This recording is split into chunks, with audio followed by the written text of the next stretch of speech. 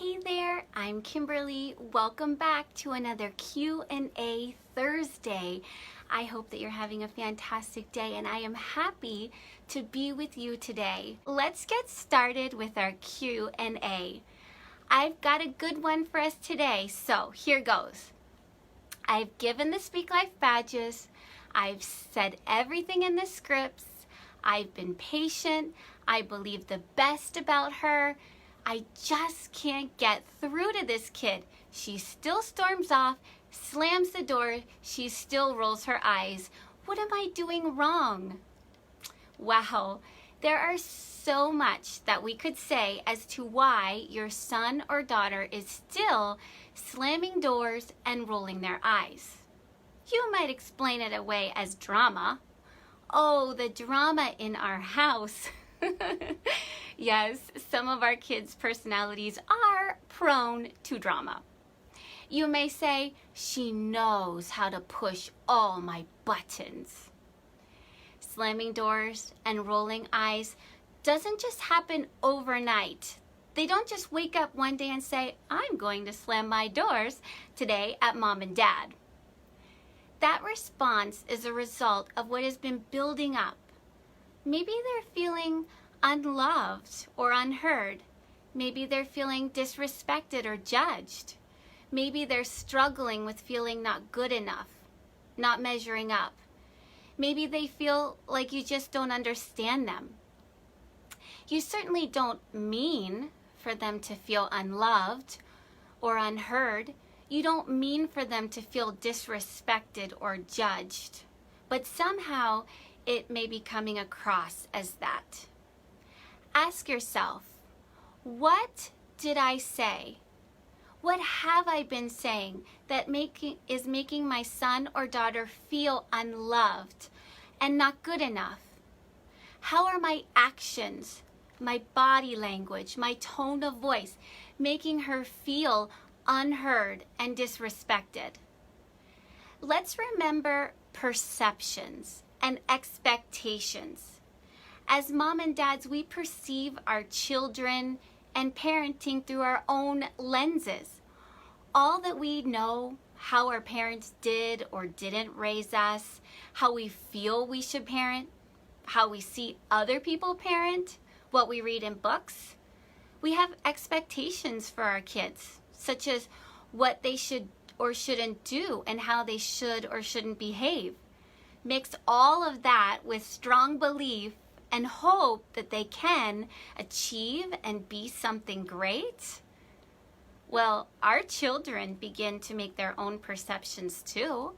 As they grow, they're developing their own perspective, their own expectations. Our words are powerful. We know that.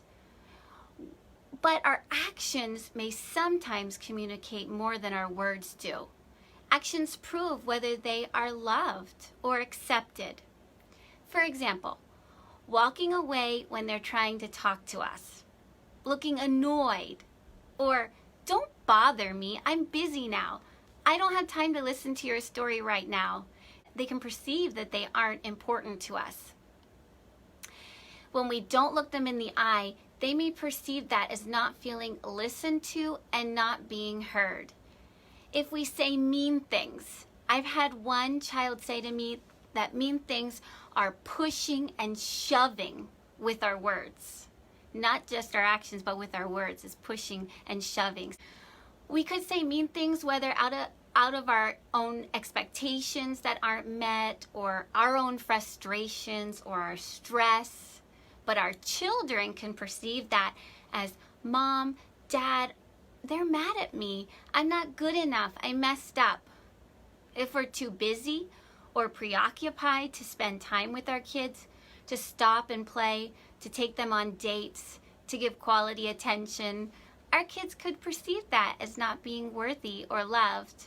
We don't mean for them to feel unworthy or unloved. We have things to do, but we don't communicate well with them, and then they can perceive that incorrectly. Comparing our children to other siblings causes divide and feelings of not good enough and unloved. Now, Before you begin to feel as though you've messed up on your kids, all is not lost. I believe in hope, forgiveness, restoration. Do you? You can genuinely say to your kids, I know that this may be hard for you to receive, but I ask you to forgive me. I'm not a perfect mom.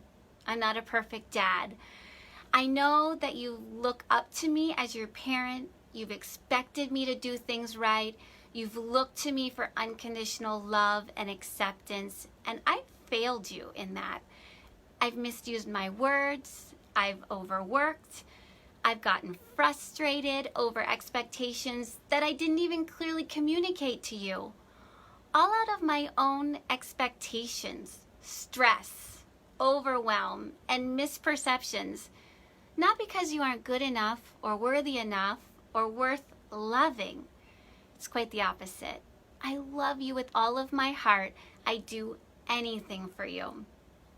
I'm sorry. Will you forgive me for not showing you the love, the listening ear, the quality time, the help you were expecting and you deserve from me?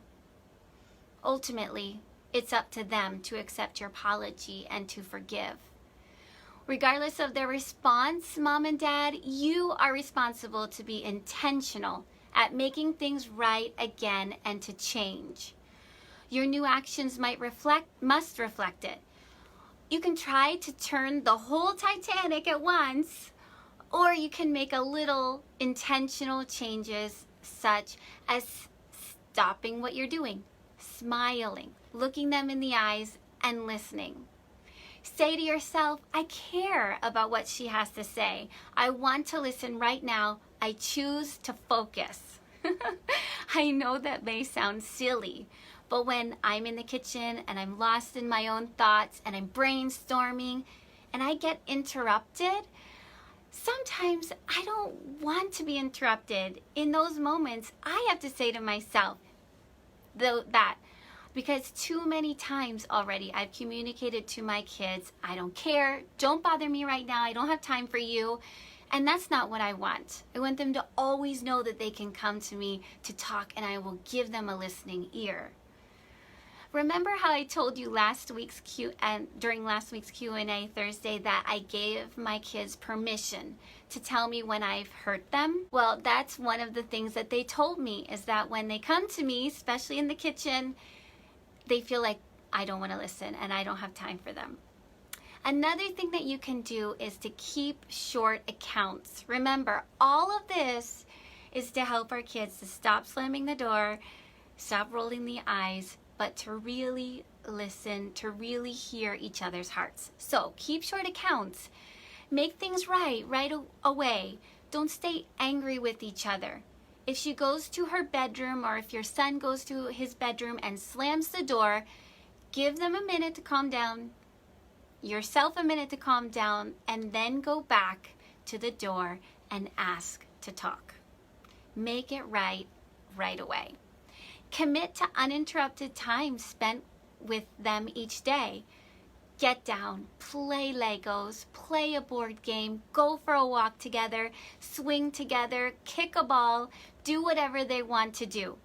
Say, it feels so nice to spend time with you. I'm so sorry that I didn't do this more. I'd really like to keep this time of play together each day. Schedule it if you have to. Make an appointment and keep showing up. Remember, one more thing about slamming doors and rolling eyes. Mom, Dad, do not withdraw your faith for this child. Do not stop believing the good in her or him and about them. Just because they're slamming doors and rolling their eyes at you, you've been using the Speak Life Badges scripts and being patient. Don't stop. Don't start saying, I don't know what to do with this kid. It's like nothing I do works. Why is it so hard to get through to her? Stop. Watch your words. All of those words I just said are an example that speaks frustration. lack of hope, lack of belief. You don't want that. If you've been using the Speak Life Badges scripts, you've been sowing seeds of encouragement, belief, and promise over them. So don't stop. Be consistent. Continue to speak out loud the good things about them. Words of promise and a future. Romans 4:17 says to call into being what you do not yet see with your words. So here's an example. This is what it might sound like for your child to keep speaking the belief and the hope over them. You are loved. You are fully accepted just as you are. You do not have to try to be anyone else to earn my love. I'm so happy that you are my daughter, that you are my son. I love life with you. You mean more to me than I could ever say. You are strong and brave. You have everything in you to succeed. You guard your thoughts because your thoughts become who you are. You and only you can choose your thoughts. You choose your thoughts wisely. And as your mom or as your dad, under that authority, I break the chains that all lies have on you. You see the truth. You look for it. You are wise to walk in the truth of this situation, even though you feel pain and hurt. Stay consistent, Mom. Stay consistent, Dad. Stay hopeful and full of belief. Your efforts are not in vain. You are blessing them and their future with your words of life. If you feel at your wit's end, if you feel lost and unsure of what to say next, use the declarations in each of the Speak Life Badges sticker award books. Say them out loud every day. Walk through your house, walk around your house saying these declarations out loud. Life is in the power of your tongue, so call into being what you do not yet see with your words. Instead of words of frustration, instead of words of unbelief, use your words to speak life over your children. My heart is for you and your children. If you have any questions or you want specific help for your situation, I'm happy to be a listening ear and to offer help. You're welcome to email me at kimberly@speaklifebadges.com. If you do not yet have Speak Life Badges, you can shop online at speaklifebadges.com. Just $30 for the I Am Special and I Am Priceless with 72 sticker badge awards and 24 different badge phrases. I Am Smart is for your classroom or homeschool. That's $40 with 156 award stickers and 28 different badge phrases. Join us next week as we answer any questions that you have. You can post them in the comments below. But the question that we're for sure going to answer is, do I have to entertain my children all the time? What can my kids do independently that keeps them happy, creative, and self-sufficient? So I look forward to you joining us next week. Have an amazing day.